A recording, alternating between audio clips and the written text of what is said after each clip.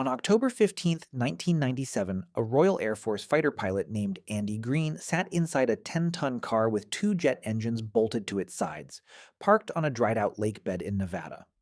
He was about to become the first human being in history to break the sound barrier on land.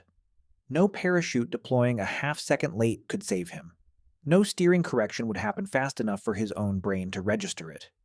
For a few seconds, he was moving faster than sound itself, and the only thing standing between that and catastrophe was a machine he'd spent 3 years learning to trust with his life.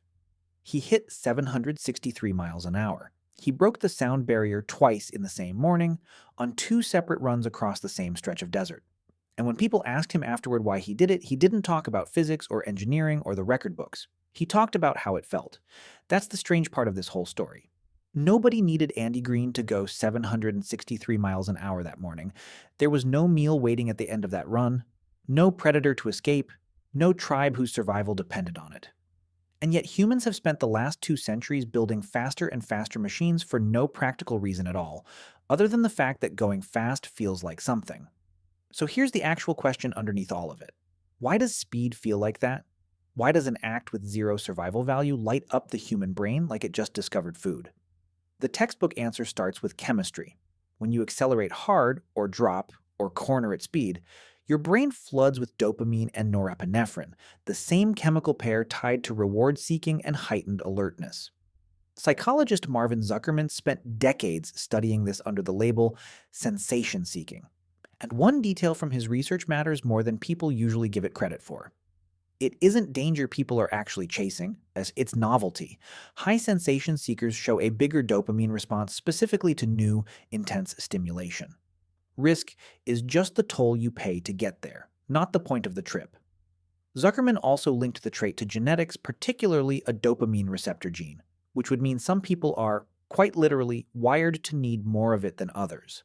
Pair that chemistry with an evolutionary story, and you get the explanation most people reach for instinctively. Humans evolved to associate speed with survival. Fast enough to catch the antelope, fast enough to outrun whatever was hunting you. Velocity meant staying alive, so the brain rewards it. Even now, even in a padded roller coaster seat where nothing is chasing you at all. It's a tidy explanation. It fits the story we already like to tell about ourselves. That we're apex predators, built for the chase. And it's also, once you look closely, kind of embarrassing for humans specifically. Because here's the complication. We are not fast. Usain Bolt, the fastest human being ever measured, hit a peak of roughly 27 miles an hour during his 2009 world record sprint in Berlin. A cheetah clears that number by more than double without much effort. A greyhound beats him. Over a short enough distance, an ordinary house cat might beat him. We did not survive as a species by outrunning things. Most anthropologists now think early humans survived predators and hunted prey by outlasting them over long distances instead. Tracking an animal for hours in the heat until it collapsed from exhaustion, while we, sweating instead of panting, just kept walking. Endurance, not velocity, was our actual evolutionary weapon. If speed were really the ancient survival currency our brains supposedly evolved to crave, we picked a strange species to run that experiment on because biologically, in a straight-line sprint, we are mediocre at it at best. So if the craving isn't really about the thing our ancestors needed, what is it actually about? This is where it gets uncomfortable, because the explanation that's held up best under scrutiny is less about survival and closer to its opposite. Speed, pushed to the extreme, is one of the only ordinary life ways a human brain can be convinced briefly that it might die, without anything real actually threatening it. Roller coasters figured this out 3.5 centuries before Andy Green ever climbed into a cockpit. In 17th century Russia, aristocrats built towering wooden ice slides nearly 70 feet high at roughly a 50-degree drop purely so people could feel the sensation of falling in a setting they knew, logically, was survivable. One visitor in the early 1800s described the sensation as excruciating on the first descent, but said the fear gave way to something he called exquisitely pleasurable by the time he reached the bottom. That single account describes the entire mechanism, written 2 centuries before neuroscience had a name for it. Modern speed just industrialized that same trick, over and over in increasingly elaborate forms. A Formula One driver takes corners under forces strong enough to make an untrained body black out and does it deliberately for a living, lap after lap, weekend after weekend. A motorcyclist leaning a bike hard enough that a knee nearly grazes the pavement is choosing to feel exactly how close balance is to disaster on purpose, at a speed where a mistake leaves no time to correct it. Skydivers chase terminal velocity, well over 120 miles an hour of freefall, specifically so gravity stops being a metaphor and becomes something felt in the stomach, then trust a folded piece of fabric to argue with it at the last possible second. Drag racers cover a quarter mile in under 4 seconds under acceleration that presses the skull back into the seat like a hand. None of it produces food, shelter, or safety. All of it produces the same internal signal, dressed up in a different machine each time. This could kill me, and it isn't going to. And Andy Green, strapped into a car about to outrun sound itself, wasn't solving a survival problem either.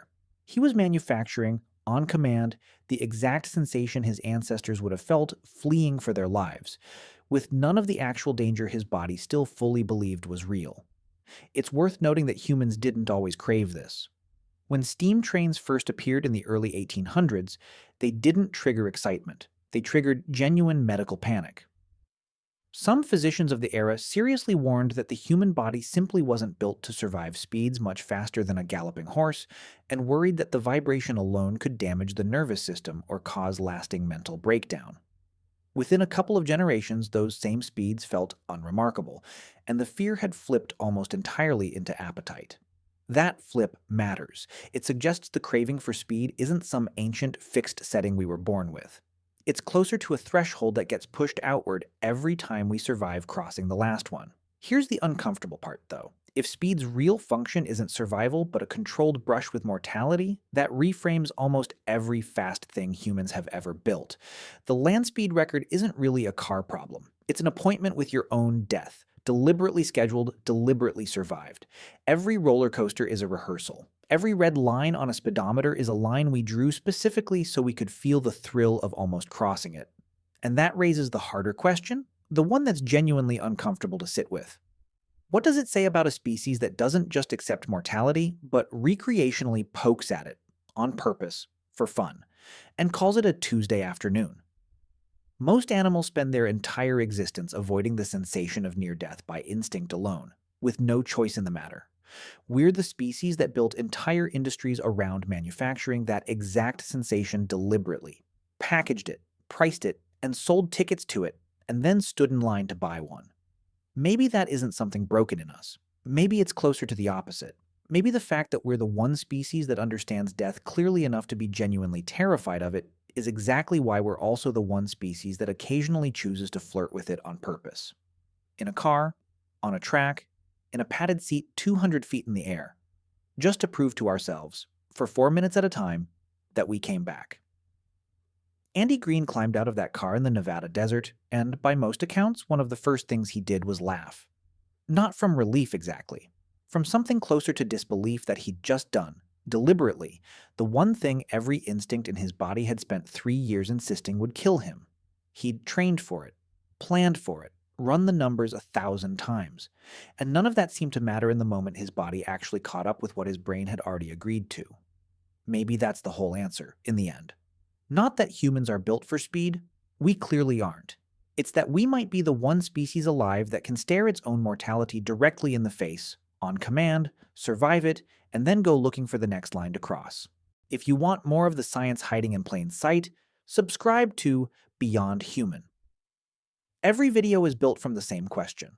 What happens when you actually look before you assume?